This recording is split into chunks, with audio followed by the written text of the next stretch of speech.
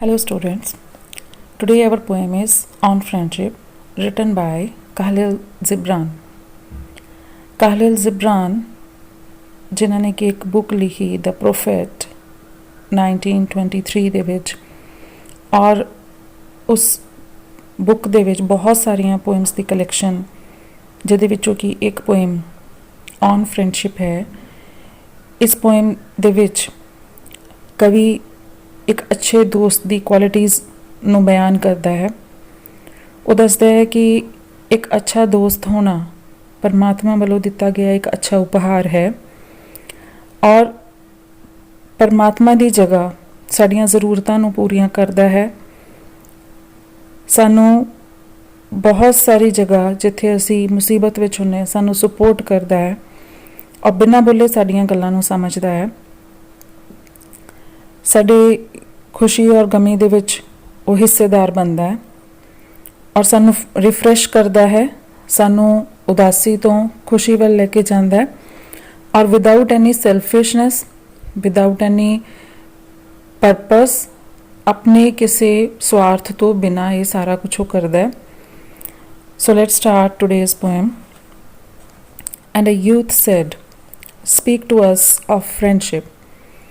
ਇੱਕ ਜਵਾਨ ਆਦਮੀ ਨੇ, ਕਵੀ ਕਹਿੰਦਾ ਹੈ ਕਿ ਮੇਰੇ ਕੋਲੋਂ ਪੁੱਛਿਆ ਕਿ ਮਿੱਤਰਤਾ ਬਾਰੇ ਤੁਸੀਂ ਕੀ ਦੱਸਣਾ ਚਾਹੁੰਦੇ ਹੋ, ਕਿ ਮੈਨੂੰ ਵੀ ਦੱਸੋ ਫਰੈਂਡਸ਼ਿਪ ਕੀ ਚੀਜ਼ ਹੁੰਦੀ ਹੈ।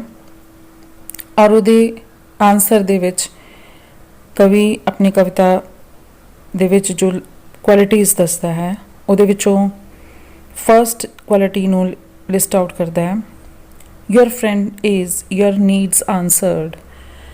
ਕਵੀ ਕਹਿੰਦਾ ਹੈ ਕਿ ਪਰਮਾਤਮਾ ਨੇ ਸਾਡੇ ਦੋਸਤ ਨੂੰ ਸਾਡੀਆਂ ਜ਼ਰੂਰਤਾਂ ਪੂਰੀਆਂ ਕਰਨ ਦੇ ਲਈ ਸਾਡੇ ਕੋਲ ਭੇਜਿਆ ਹੈ ਜਾਂ ਸਾਡਾ ਦੋਸਤ ਸਾਡੀਆਂ ਜ਼ਰੂਰਤਾਂ ਨੂੰ ਪੂਰੀਆਂ ਕਰਦਾ ਹੈ। ਹੀ is your field which you so with love and reap with thanks giving. ਉਹ ਇੱਕ ਖੇਤ ਦੀ ਤਰ੍ਹਾਂ ਹੈ ਜਿੱਥੇ ਅਸੀਂ ਪਿਆਰ ਦਾ ਬੀਜ ਬੀਜਦੇ ਹਾਂ ਔਰ ਧੰਨਵਾਦ ਰੂਪੀ ਫਸਲ ਕੱਟਦੇ ਹਾਂ। ਅਗਰ ਦੂਸਰੇ ਸ਼ਬਦਾਂ ਦੇ ਵਿੱਚ ਕਹੀਏ ਤਾਂ ਅਸੀਂ ਮਿੱਤਰਤਾ ਦੇ ਬੰਧਨ ਨੂੰ ਪਿਆਰ ਨਾਲ ਪਾਲਦੇ ਹਾਂ ਔਰ ਬਦਲੇ ਦੇ ਵਿੱਚ ਧੰਨਵਾਦ ਪ੍ਰਾਪਤ ਕਰਦੇ ਹਾਂ। And he is your board and your fireside. Board means support ਦੇਣ ਵਾਲਾ ਔਰ ਫਾਇਰਸਾਈਡ ਮੀਨਸ ਜਿਸ ਤਰ੍ਹਾਂ ਸਰਦੀਆਂ ਦੇ ਵਿੱਚ ਫਾਇਰਸਾਈਡ ਮੀਨਸ ਅੰਗੀਠੀ ਸਾਨੂੰ ਠੰਡ ਤੋਂ ਬਚਾਉਂਦੀ ਹੈ, ਉਸੇ ਤਰੀਕੇ ਦੇ ਨਾਲ ਮੁਸੀਬਤ ਦੇ ਸਮੇਂ, ਸੰਕਟ ਦੇ ਸਮੇਂ ਸਾਡਾ ਮਿੱਤਰ ਸਾਡਾ ਸਾਥ ਦਿੰਦਾ ਹੈ, ਸਾਨੂੰ ਉਸ ਮੁਸੀਬਤ ਦੇ ਵਿੱਚੋਂ ਬਾਹਰ ਕੱਢਦਾ ਹੈ। For you come to him with your hunger and you seek him for peace. ਔਰ ਇੱਥੇ ਹੰਗਰ ਦਾ ਮਤਲਬ ਸਾਡੀ ਨੈਸੈਸਿਟੀ ਹੈ, ਸਾਡੀ ਜ਼ਰੂਰਤ ਹੈ।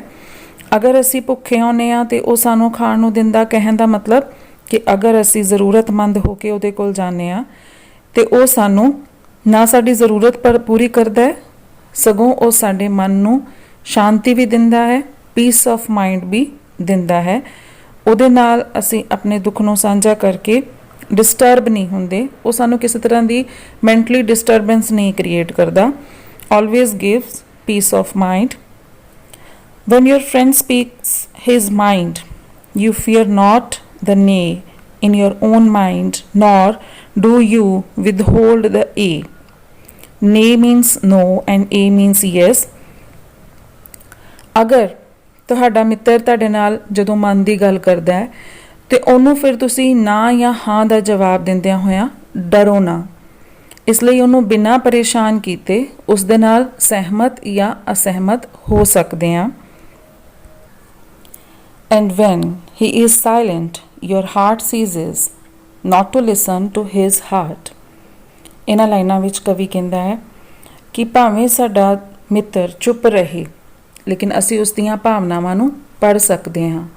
ਸਾਡਾ ਦਿਲ ਉਸ ਦੇ ਦਿਲ ਦੀਆਂ ਧੜਕਣਾਂ ਨੂੰ ਸੁਣਨ ਤੋਂ ਰੁਕਦਾ ਨਹੀਂ। ਕਹਿਣ ਦਾ ਭਾਵ ਕਿ ਇੱਕ ਇਮੋਸ਼ਨਲ ਬੌਂਡਿੰਗ ਹੁੰਦੀ ਹੈ ਦੋ ਦੋਸਤਾਂ ਦੇ ਵਿਚਕਾਰ। For without words in friendship, all thoughts, all desires, all expectations are born and shared.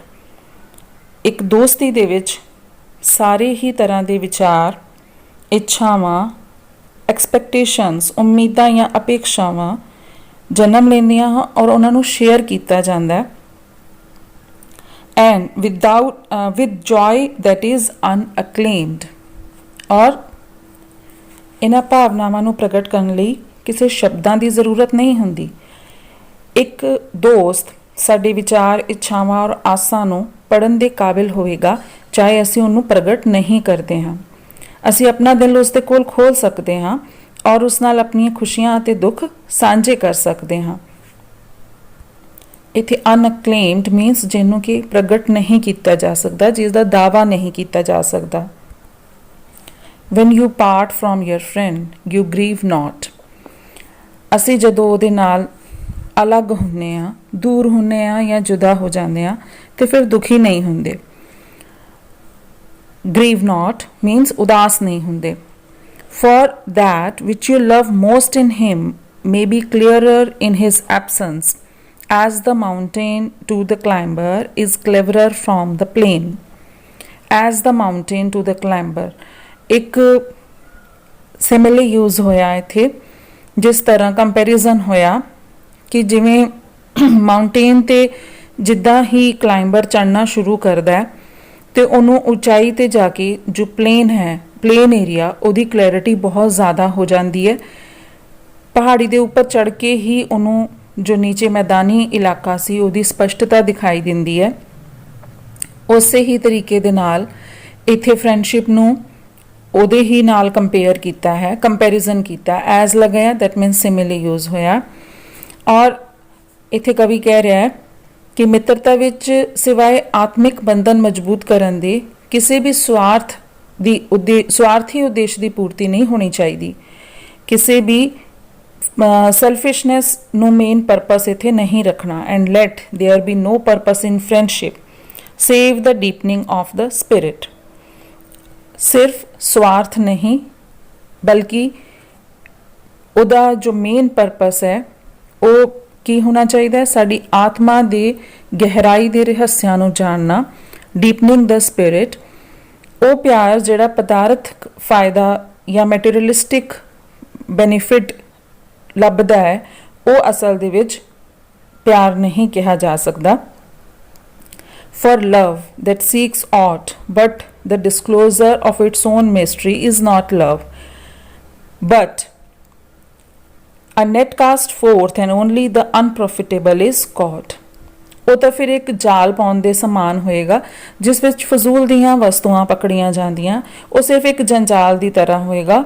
ਉਹ ਕਿਹੋ ਜਿਹਾ ਹੋਏਗਾ? ਜਿਸ ਤਰ੍ਹਾਂ ਅਸੀਂ ਕਿਸੇ ਰਿਸ਼ਤੇ ਨੂੰ ਲੈ ਕੇ, ਕਿਸੇ ਬੌਂਡ ਨੂੰ ਲੈ ਕੇ ਉਹਦੇ ਵਿੱਚ ਉਲਝੇ ਰਹਿੰਦੇ ਹਾਂ, ਲੇਕਿਨ ਉਹਦੇ ਵਿੱਚ ਜੋ ਚੀਜ਼ਾਂ ਆ ਉਹ ਸਿਰਫ ਕਿਸੇ ਸਵਾਰਥ ਦੇ ਲਈ ਉਹ ਚੀਜ਼ਾਂ ਇੱਕ ਦੂਸਰੇ ਦੇ ਨਾਲ ਬੌਂਡ ਦੇ ਵਿੱਚ ਹੁੰਦੀਆਂ, ਫਜ਼ੂਲ ਦੀਆਂ ਚੀਜ਼ਾਂ, ਔਰ ਉਹਦਾ ਕੋਈ ਵੀ ਲਾਭ ਨਹੀਂ ਹੁੰਦਾ। And let your best be for your friend. ਹੁਣ ਇੱਥੇ ਕੀ ਕਵੀ ਬੋਲਦਾ ਹੈ? Let your best be for your friend. ਸਾਨੂੰ ਆਪਣੇ ਦੋਸਤ ਨੂੰ ਸਭ ਨਾਲੋਂ ਵਧੀਆ, ਜੋ ਸਭ ਨਾਲੋਂ ਵਧੀਆ ਚੀਜ਼ ਹੈ ਉਹ ਦੇਣੀ ਚਾਹੀਦੀ ਹੈ।